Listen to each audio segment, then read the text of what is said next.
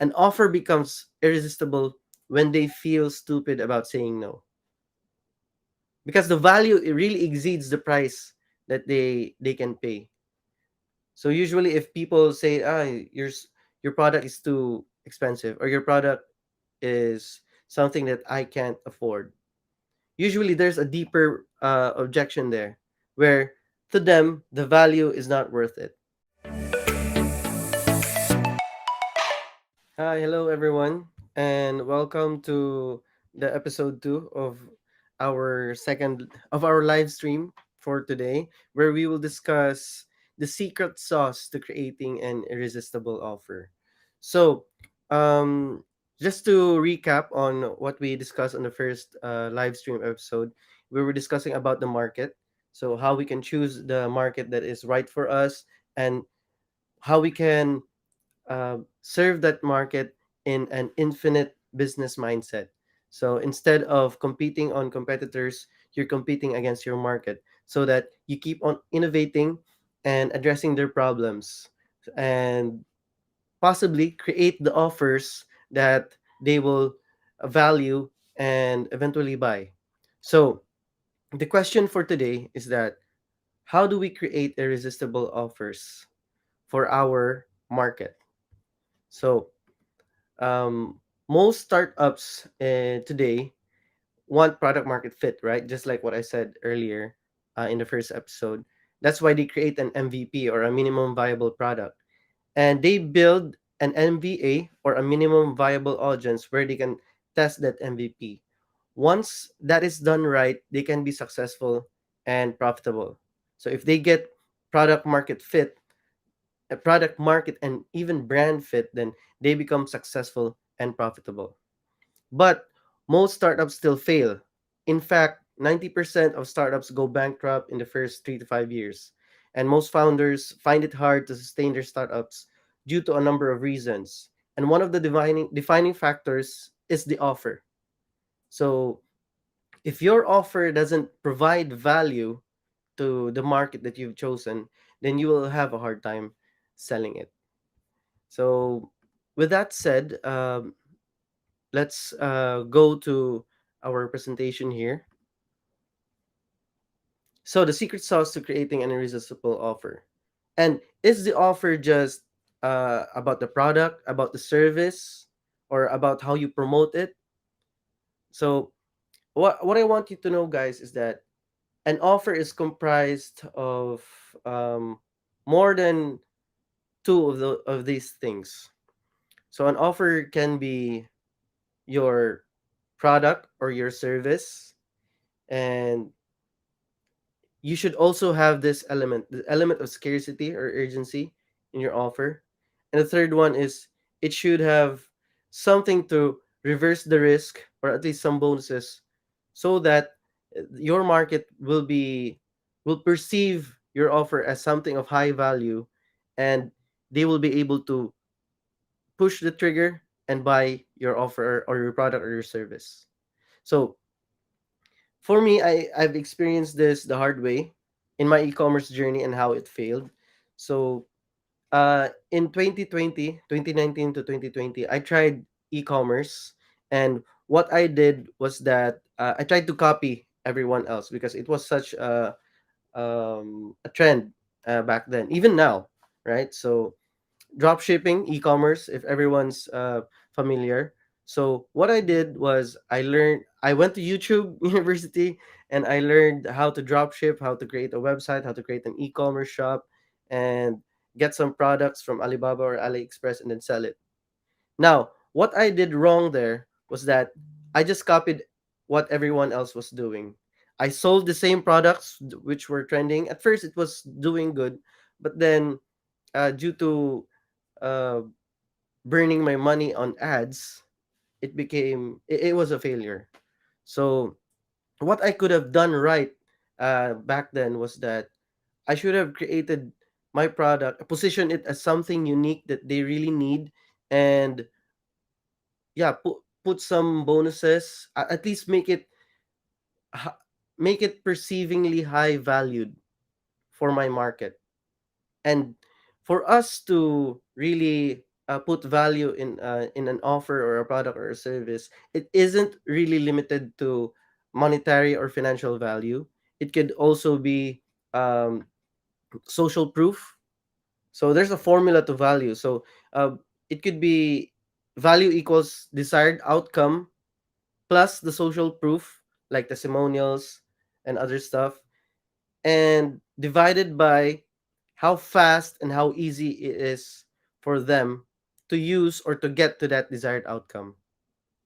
So that's the formula for value. If you can really provide the desired outcome for your market, then your offer is really already good.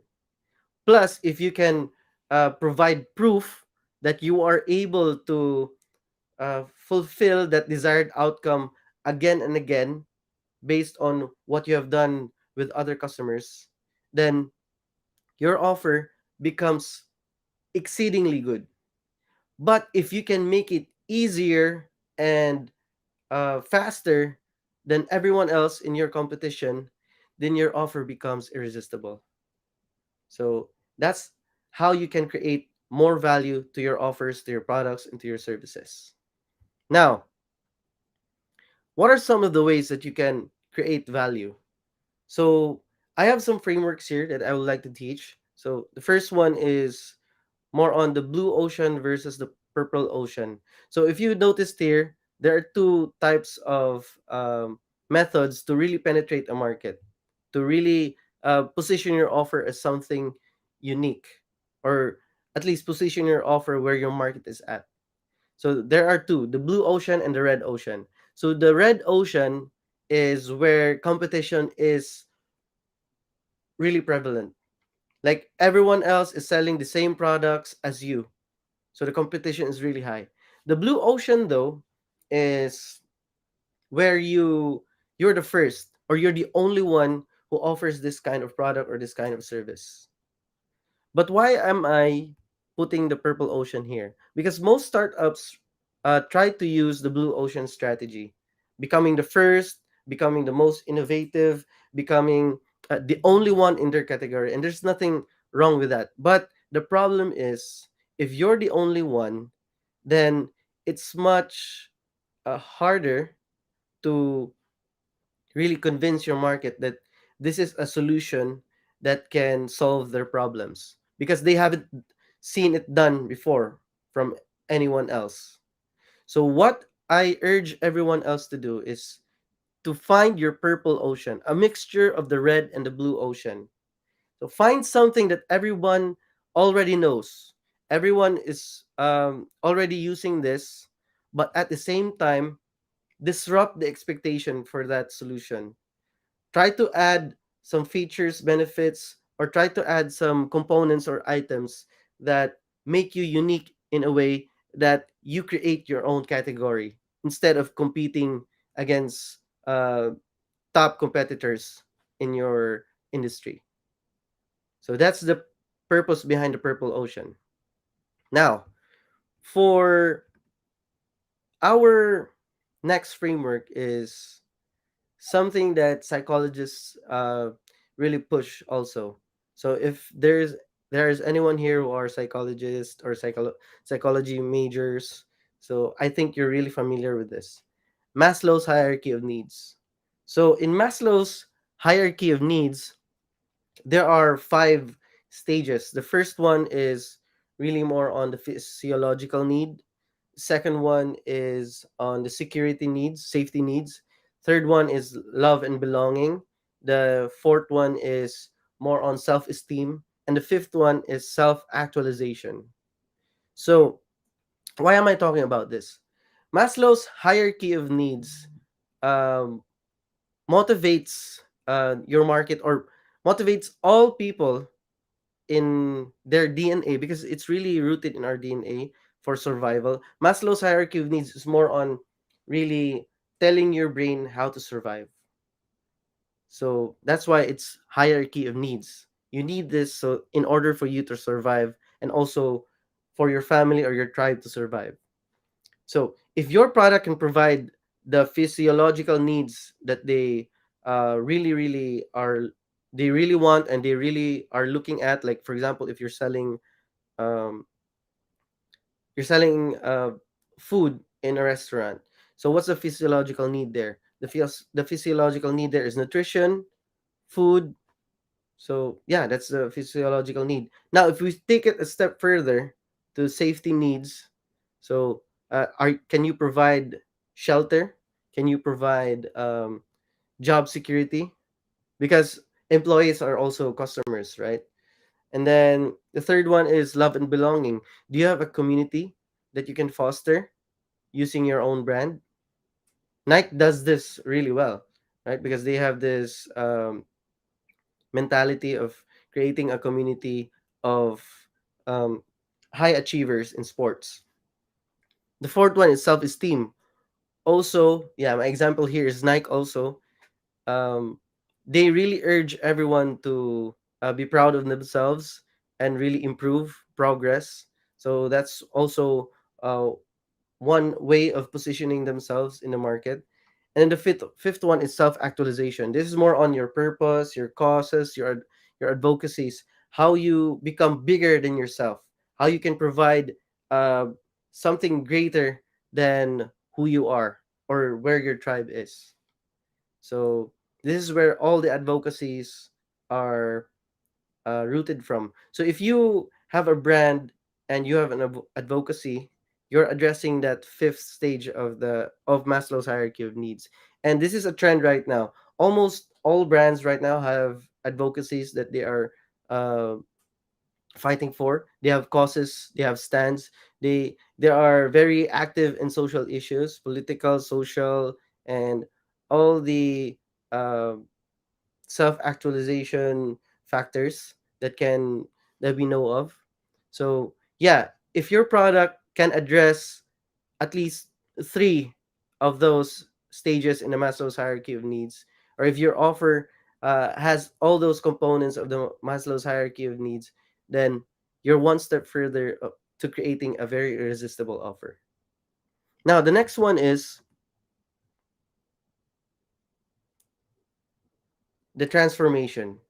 Here this is more of a positioning framework instead of really a framework of creating an irresistible offer. So instead of selling the features of your product, how amazing it is, the tech behind it, the process, the concept behind it, instead of selling that, instead of trying to become interesting to the people, to the market that you're trying to sell to, try to sell them the transformation.